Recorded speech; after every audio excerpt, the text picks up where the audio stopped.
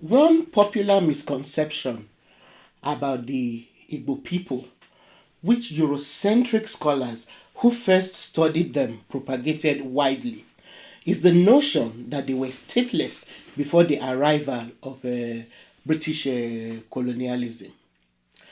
This notion was based on the European worldview, which equated the idea of centralized monarchical systems and the often violent pursuit of empire with statehood. They equated monarchical system and empire with statehood. Now, what these early scholars failed to appreciate about most Igbo groups was the egalitarian nature of a lot of Igbo societies. But before we look closely at Nri and Igbo Kingdom, which is quite unique and admirable, please remember that this channel cannot survive without your support. So please take a moment to support us by clicking on your subscription and notification buttons. Thank you. We'll come to the unique model of Nri's governance and expansion later. Now, like the case of most other African ethnic groups, the origin of the Igbo people, who are found predominantly in southeastern areas of Nigeria, is difficult to piece together because, again, it is steeped in oral tradition. Today, we will be looking at one of the most enduring cultures in Igboland, the Nri. The home of the Igbo people, like I said, can be found in southeastern Nigeria. And the area is divided by the Niger River into two unequal sections: the eastern region, which is the larger section, and the midwestern region. The Niger River, however, rather than being a barrier to cultural unity, has provided a solid means of communication in an area where many settlements claim different origins.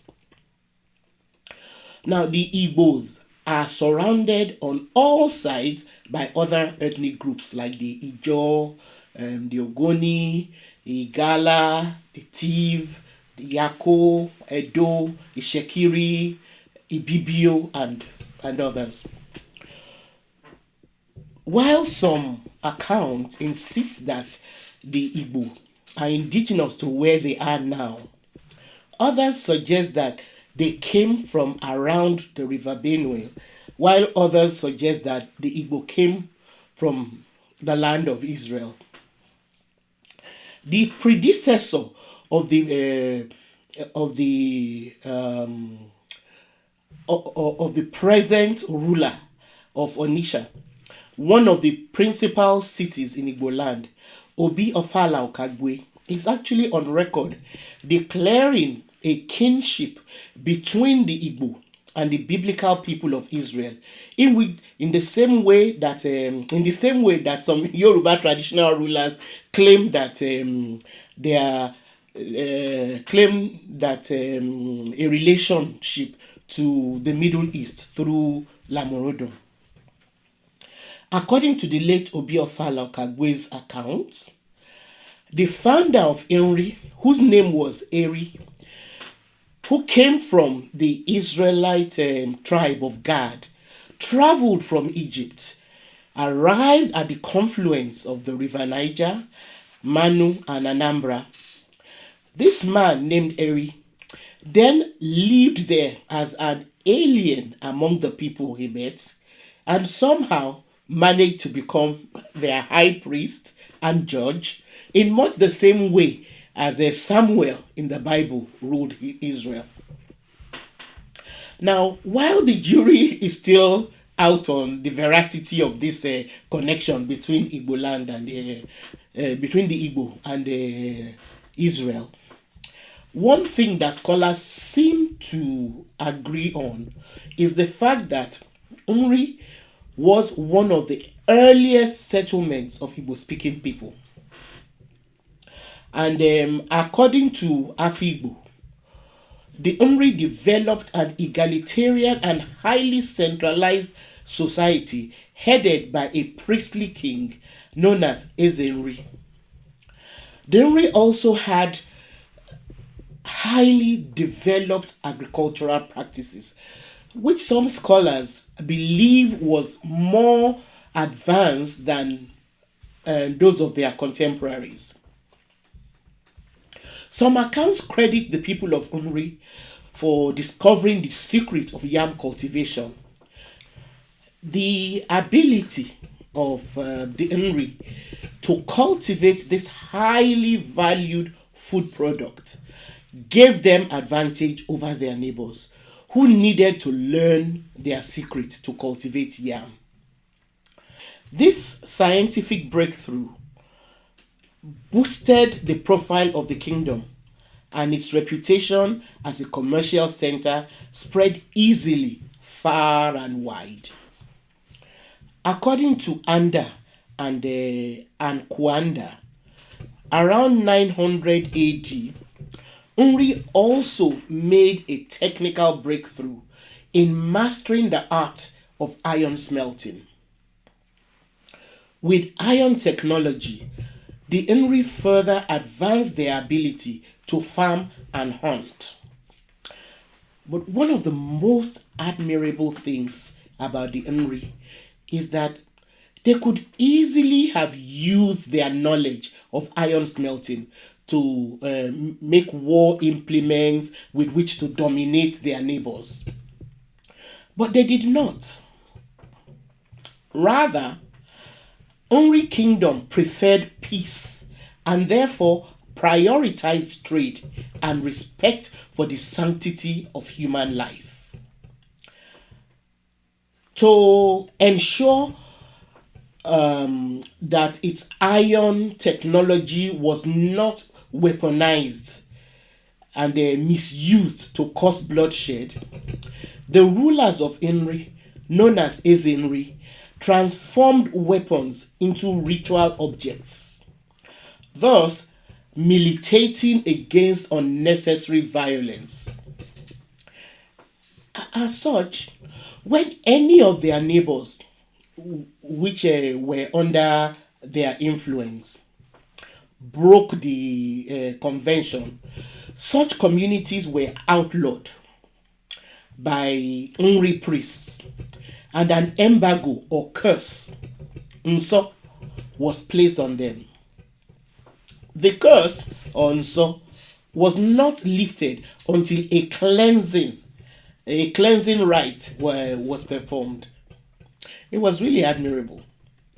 Though not militaristic in its foreign relations, Umri was able to maintain a ritual or spiritual control on its neighbors.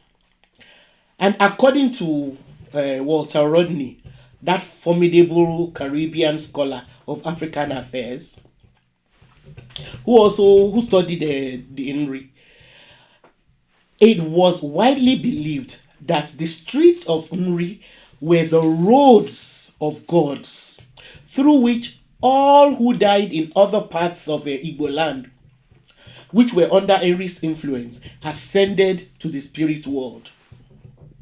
So this simple mythical reputation and the ritual importance of the kingdom enabled the Ezenri to send delegates to other settlements.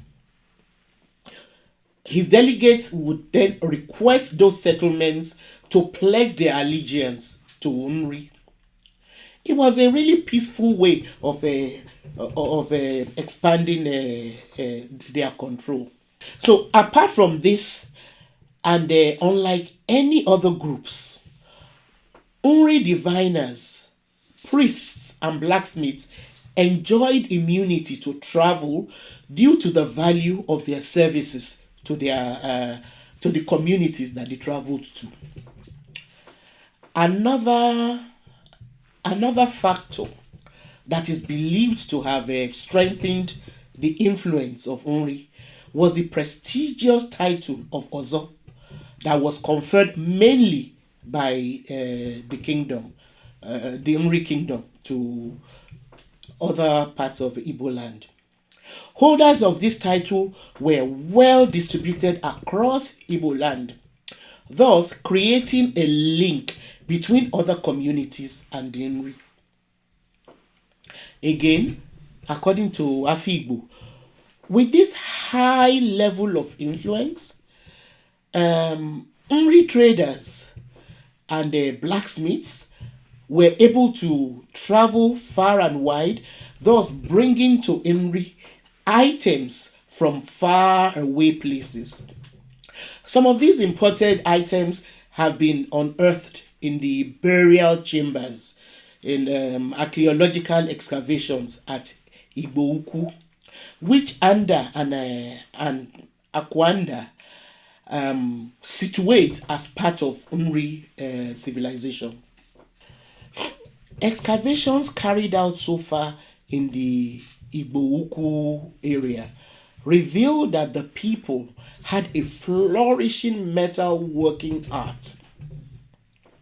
Three sites excavated so far reveal hundreds of ritual vessels and regalia, as well as castings of bronze heads or leaded bronze that are among the most inventive and technically accomplished bronzes ever made. The people of Igbo were the earliest smithers of copper and its alloys in West Africa. They worked the metal through hammering, bending, twisting, and incising. They are believed to have been among the earliest groups of West Africans to use the highly advanced lost waxed casting techniques in the production of bronze sculptures. Anda and Kwanda also has said that in addition to the bronze objects, elephant tusks, staff heads, human and animal figurines, ritual ornaments, feathered hand fans, bells, whole and fragmented pottery, glassworks, clay, as well as copper artifacts were discovered in one of the Igbo burial chambers. Now, what this discovery affirms is the fact that the Nri were highly cultured and well traveled people who may have had wide trade networks as far as that spread as far as the Nile Valley, the East African Swahili coastal areas, and the Trans-Saharan trade network.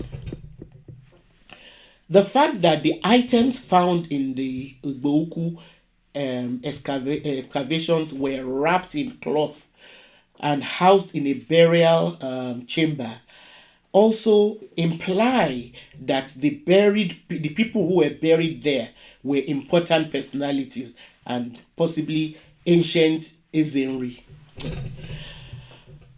The Ori began to diminish in prominence with the imperial incursions of the Igala and Benin, which began to reduce its spheres of influence. Of course, like other places in Africa, Nri's situation was further complicated by the emergence of the Atlantic slave trade and its disruptive consequences. These factors led to the shrinking of the kingdom and the recession of its influence. By the time the European scramble and partition of Africa took place, Nri's position was already much diminished.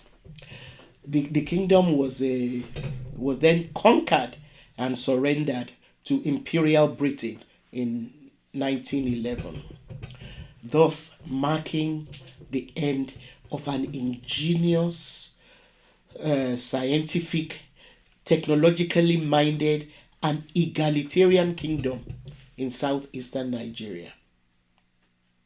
Thank you for watching the Sankofa Pan African series. Please don't stop engaging us on our community platform by sending your comments and questions. And remember that we may not always have the answers to all the questions asked. So please share your knowledge and information with us and others on our platform. And don't stop sharing our videos. And of course, we need you to continue telling your contacts about this channel. See you next time.